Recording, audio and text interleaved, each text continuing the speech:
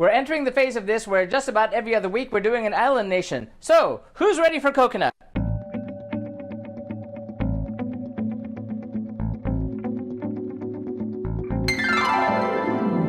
And welcome back to Week in Country number 106 on our second attempt of cooking food of every single country in the world. Tonight we're up to the nation of the Maldives. The Maldives are located in the Indian Ocean in the Arabian Sea, southeast of India and Sri Lanka. Its food is very typical of that of an island nation, plus it has the flavors of India and a little bit of Arabia mixed in there too. The food of the Maldives is centered around pretty much four basic things: coconut, fish, starches in the way of taro or rice, and lots of curries. And all these will be featured in some fashion in tonight's two dishes. These are the same two dishes we did last time around, so let's take a look and see how things went when we tried things then.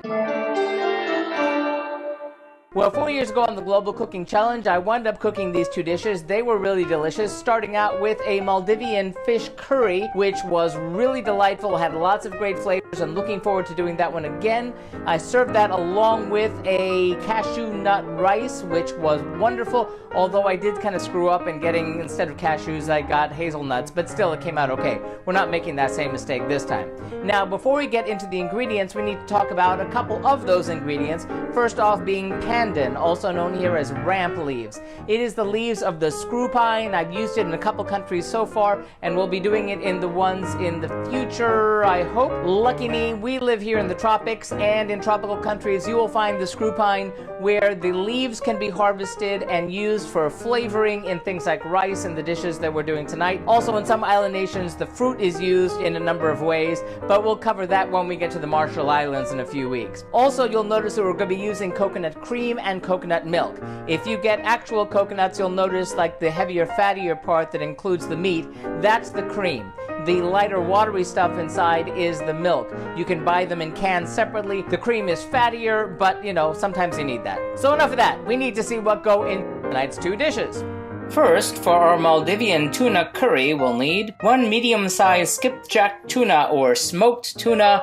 In our case, we're going with the tuna steak, cut into 1-inch chunks. 1 inch of ginger, crushed. 3/4 of a teaspoon of turmeric powder. 1 cup of grated coconut. 1 onion, finely sliced. 2 cups of coconut cream. 1 cup of coconut milk. Half a teaspoon of cinnamon. Half a teaspoon of ground cardamom. 1/4 teaspoon of ground fenugreek. 1/4 teaspoon of ground fennel seed. We didn't have that, so we're substituting that with 1/8 of a teaspoon of anise. 1 large mango cut into pieces. 1/2 of a red hot chili pepper. Although we like it hot, we're going with 1 whole chili pepper here. 8 curry leaves. 4 inches of pandan, also known as ramp leaf, and 2 teaspoons of salt, separated or to taste. And then for our vegetable cashew nut rice, we'll need 2 cups of cooked rice.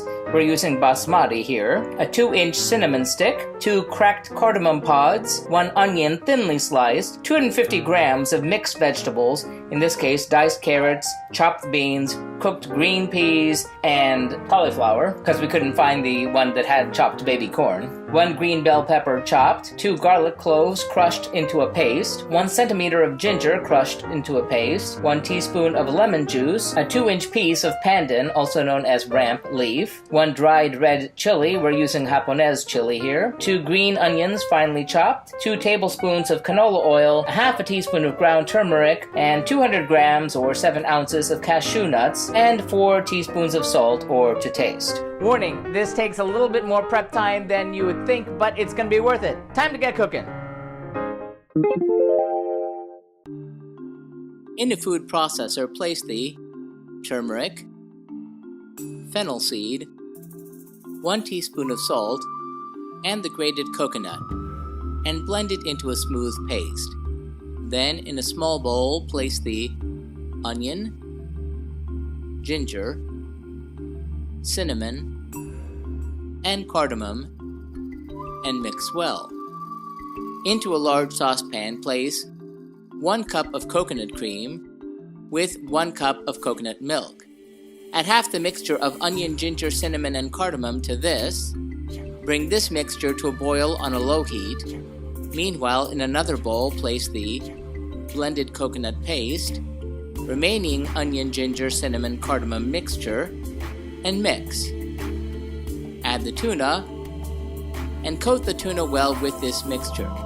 When the coconut milk begins to boil, add the tuna mixture, fenugreek powder, mango, hot chili pepper, ramp or pandan leaf, curry leaves, and the remaining 1 teaspoon of salt. Cook on a low heat, stirring occasionally, and then when the curry begins to boil, add the remaining coconut cream and cook for another 3 minutes. Microwave or blanch the mixed vegetables. Heat the oil in a saucepan over medium heat and add the cashew nuts and fry until golden brown and transfer to a plate. Then in the same saucepan add the onion and green bell pepper and fry until light brown, about 10 minutes. Then add ginger, garlic, ramp or pandan leaf, and the cooked vegetables. Mix and then add the cinnamon stick, cardamom pods, lemon juice, dried hot chili pepper, green onions, and turmeric, and cook on a low heat for 10 minutes. Gently stir in the cooked rice, the fried cashew nuts, and the salt. Cover and cook for another 4 minutes. Remove the pandan leaf from the curry, remove the hot chili pepper from the curry, and plate the curry in stew bowls. Remove the cinnamon stick and pandan leaf from the rice, and serve the rice family style or in individual bowls. Wipe plates and serve hot.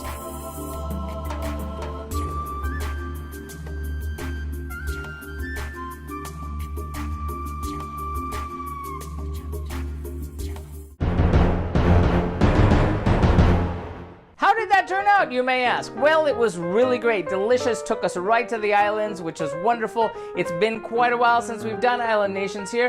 And starting off with that curry, it was delicious. The fish was wonderfully cooked and had those terrific flavors involving the curry leaves and the hot chili spices up against the coconut, which helped undercut the hotness factor. It was super great. I'm gonna give the Maldivian fish curry 4 out of 5 globes. Just really great. Looking forward to more island dishes as we go. And then the cashew rice. That was also wonderful. In fact, it was even better. A hint on that one. Having a really kind of high level of salt in it really did kind of help bring out the flavors. Do it to your own taste, but be warned, because those flavors were really great. Again, with the hot chili spice, the crunch of the cashews, the flavors of the cinnamon, and the pandan aroma in there that really went well with that basmati rice. I really love this dish. I'm going to give this one 5 out of 5 globes. Terrific job, Maldives. Thank you. So that does it for this Island Nation. We'll be doing more about, like I said, every other week. But next week we head back to Africa to have the food of Mali.